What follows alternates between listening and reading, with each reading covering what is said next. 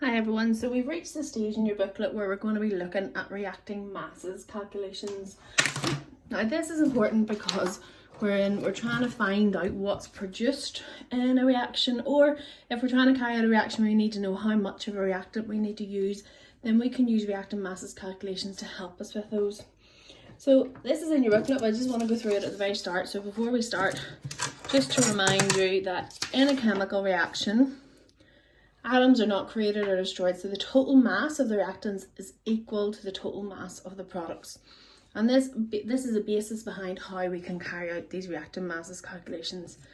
So it's important then, whenever we're starting with any of these, that we make sure that our symbol equation is balanced. So here's an example. I want you just to pause the video now and check that you can balance that reaction. So hopefully you've got a 2 here and a 4 here. Now what that means, if we were to say this in words, is that 4 moles of sodium reacts with 1 mole of oxygen to form 2 moles of sodium oxide. So if we put these into like a ratio, we've got a 4:1 ratio of sodium reacting with oxygen. We've got a 4:2 ratio of sodium forming sodium oxide, or we have a 1:2 ratio of oxygen forming sodium oxide. So a lot of the time in reactant masses calculations we'll be asked to look at 2 things in a reaction, and if we have a certain amount of sodium, how much sodium oxide will be formed. So it's important that we know that this means 4 moles of sodium react with 1 mole of oxygen to form 2 moles of sodium oxide. So I'm going to take you through a few examples now just to see how you get on, and then that you can do your classwork with. So here's our first example. It's magnesium plus oxygen goes to magnesium oxide, and our question is, what mass of magnesium oxide is formed when 35 grams of magnesium reacts with oxygen? So pause the video now and have a go at it. If you're stuck, then maybe watch the next little bit of the video and then pause it when you feel you're ready to carry on yourself, and then we can compare answers at the end. So the first thing we need to do is to balance this equation. So at the minute the equation at the top is not balanced. So to balance the equation, we need to put there. So our ratio, so we're going to be looking at magnesium oxide and we're going to be looking at magnesium. So we need to figure out the mass of magnesium oxide, and we know the mass of magnesium. So looking at our ratio, this is a 2:2 ratio, or we could simplify that and say it's a 1:1 ratio, okay, which makes it easy for our calculations. So I'm going to put this up a wee bit higher, and then we're going to work this out together. So the things that we're going to use then are equations that we've looked at in our last video. So just check that you know how to use this equation and how to rearrange it to get this equation. If you don't, then have a look back at my previous video. I'm going to keep these 2 equations handy here at the side while we do work out this question. So the first thing it tells us, if we look at the example of what we're told, we know we've got 35 grams of magnesium. Okay, so that's where we're going to start. The thing that we know the most about. We know the most about magnesium. So we can work out the number of moles of magnesium is our mass divided by our relative formula mass. So the mass is 35, and using your periodic table, the relative formula mass of magnesium is 24. So just use your calculator, and 35 divided by 24, and that gives us 1.46. So we've got 1.46 moles of magnesium. And looking at our ratio, so 1 mole of magnesium will form 1 mole of magnesium oxide. So if we have 1.46 moles of magnesium, it will form 1.46 moles of magnesium oxide. Okay, because it's that 1:1 ratio. So then we need to use this equation, and we're going to figure out what mass does not 1.46 moles of magnesium oxide have. So our mass is going to be a number of moles times our relative formula mass. So our number of moles is 1.46 multiplied by our relative formula mass. So again, if you're not sure how to do this, there's a previous video about it. So our magnesium oxide, the formula is MgO, which is 1 magnesium and 1 oxygen. So it's 24 plus 16, which equals 40. So it's 1.46 times 40. So again, in our calculator, 1.46 times 40 equals, so 58.4 grams. So remember to add in your grams or your units for the mass. Okay, hopefully the people that paused it got that right. So let's try another one. Just clear this. Hopefully that first example helped you understand it. We're going to try some that are maybe a wee bit more tricky now. So this next one, it's very similar, only we're going to look at different in terms of our balancing. So again, we're going to look at aluminium oxide, so it's this one, and aluminium, which is this one. But the first thing we need to do is balance this equation, because it's not, you might have noticed that it's not balanced yet. So to balance this equation, I'm going to put a 2 there, a 4 there, and a 3. So we've got a 4 to 3 to 2 ratio. Now, oxygen isn't mentioned in the question, so we can ignore the 3. So we've got a 4 to 2 ratio, which is the same as a 2 to 1 ratio. We always try to simplify the ratios down.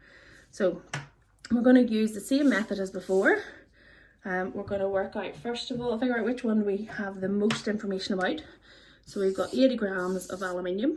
So we're going to start with the aluminium, and we're going to use this top equation to work out the number of moles is our mass divided by relative formula mass, which is 80. And then again, look at your periodic table. Relative formula mass of aluminium is 27. So I'm just going to do this a bit quicker and not use a calculator. You can check my sums in the calculator if you want to. So the answer for this one is 2.96 moles. Okay, so if we have a 2 to 1 ratio from this equation, 2.96 moles of aluminium is gonna, we divide that by 2 because it's a 2 to 1 ratio. So we get a 1.48 moles of my aluminium oxide formed. Okay, hopefully you got that okay. So then we use the second equation. So our mass is our number of moles times our relative formula mass. So our number of moles is 1.48. And then to work out our relative formula mass of aluminium, so it's 2 times aluminium and 3 times oxygen. So it's 2 times 27, 3 times 16. Working that all out together gives you a total of 102. So in this equation here, mass equals number of moles times relative formula mass. It's 1.48 times 102. And that equals 150.96 grams. And again, if you're asked to work out the mass of something, remember to use grams or to include your units. Okay, hopefully you're following along. I'm going to show you one more of these type of examples. So this one, I already have the equation balanced for you, but you may notice the way it's worded is slightly different than the previous 2 examples. So in this case, it's asking us about copper carbonate. So what mass of copper carbonate is needed to react with hydrochloric acid to produce 42 grams of copper chloride? So the things that we're worried about or interested in is the copper carbonate and the copper chloride. Okay, we want to figure out the mass of this one, and this time we know that we've got 42 grams of this one. So it's kind of working backwards than what we had in the previous examples. Now looking at our ratios, for these two, it's a 1 to 1 ratio, so that's easy for our calculations, isn't it? So remember, we start with the one that we know the most about. And in this example, the one that we know the most about is the 42 grams of copper chloride. So we're going to start this time on the right hand side, and I'm just going to fold this over to give me a bit more space on the whiteboard. So if we, hopefully you can see it on the screen. So if we start with the number of moles of copper chloride is our mass divided by our relative formula mass. So our copper chloride is CuCl2, which is 1 times copper and 2 times chlorine. Okay, so that's going to be 64 plus 71, which gives me a total of 135. So our mass here is going to be 42 divided by 135. So that equals 0.31 moles of copper chloride that we get produced in this reaction. So if we produce 0.31 moles, we need to have, because it's a 1-to-1 ratio, we need to have 0.31 moles at the start to make it. Okay, hopefully you can understand that. So we now know then how many moles we've got. We can work out the RFM. So we're going to use this equation, our mass equals number of moles times the RFM, to work out the mass of copper carbonate that we needed. So our number of moles is 0.31. We just need to work out our RFM for copper carbonate. So we've got 1 times copper, 1 times carbon, and 3 times oxygen. So that's 64 plus 12 plus 48. And that gives us a total of 124. So it's 0.31 times 124, which equals 38.44 grams is the answer to that question. Okay, if you need to rewatch some of those again, just rewind the video and go over it, and you can check that I've worked out those RFMs correctly. Okay, so sometimes questions like this comes up, and it might give us some more information than actually we need, or we might have to work out something a little different. And it's down to this, it's a limiting reactant. So in a reaction between 2 reactants, if one reactant is an excess, so what that word excess means is that there's more of it than you need, so there's lots and lots of it, then the other one will be completely used up, and this is called the limiting reactant. Okay, so the examples we've done so far, we have assumed that it's been completely used up, and we've used those number of moles to react with it. So I just want to show you one example of a question that you might come across that has a limiting reactant in it. So here's an example. So it says 96 grams of copper oxide reacted with 14 grams of carbon. So we've got copper oxide and we've got carbon. Okay, what is the limiting reactant, and what mass of copper will be produced? So there's 2 questions here. So this time, remember whenever we're looking at what we know, so we know the mass of that one, we also know the mass of the copper. So we've got the 2-to-1 ratio for these ones, and then we're looking at the copper being produced, and it's a 2, so if we look at the carbon, it's a 1-to-2 ratio for the carbon, or if we look at copper oxide, it's a 2-to-2 ratio or a 1-to-1 ratio. So let's look at the first bit of the question first of all, which is the limiting reactant. So let's see if we can figure that out before at the very start. Okay, hopefully you see. Maybe not, I can't fit it all in the camera. Need to fold this over a wee bit. Okay, hopefully now we can fit it all in. So if we start off with this one, we work out our number of moles. So we'll use this green equation, or the top equation, and we're going to work it out for both our copper oxide and our carbon. So for copper oxide and for carbon, number of moles equals mass divided by relative formula mass, and we'll do the same on this side. Okay, so for the copper oxide we've got 96, and the relative formula mass for copper oxide is 64 plus 16, which gives me a relative formula mass of 80. So 96 divided by 80 is 1.2. So we've got 1.2 moles of copper oxide.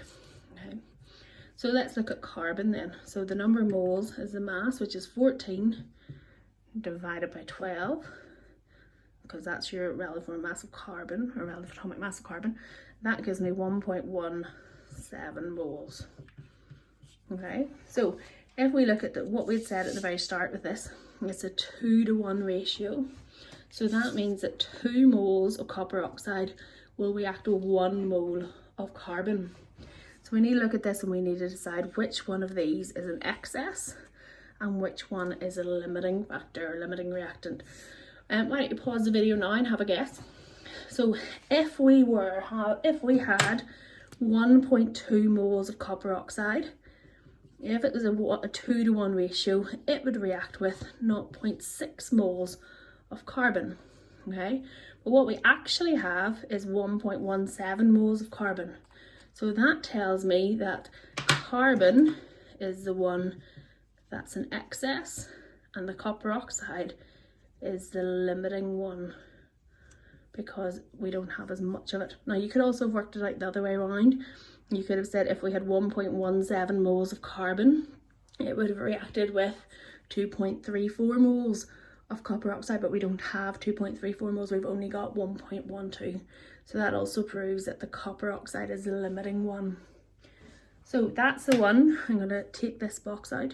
So because we've got excess of the copper, or sorry, excess of carbon, we've got loads of the carbon here, but this is the limiting reactant, the 1.2 moles of copper oxide. So it's the one that's going to react. And remember our definition that it's going to be completely used up. So the other one, the carbon in this case, is an excess, whereas the copper oxide is completely used up. So we're going to use this number when we work out the second part of this question. So the second part asks us what mass of copper will be produced. So we're going to use the number of moles for copper oxide, and we're going to compare it with copper. So it's looking at our balance equation, it's a 2-to-2 ratio. So we're going to simplify that and go 1-to-1 ratio. So that means that 1.2 moles of copper oxide will form 1.2 moles of copper. Okay, so then our number, using our second equation then, our mass of copper is our number of moles times our relative formula mass. And in this case, because copper is just an element, it's actually the relative atomic mass. So it's going to be 1.2 times 64, which equals 76.8 grams. Is the answer to the second part of that question. So hopefully you've understood that so far, and here's just an example of a question from a past paper question, just to show you those sorts of things do come up where it asks about limiting reactants. So check that you understand the examples I've gone through with you so far, and have a read in your book and try the questions, and hopefully get on okay with them.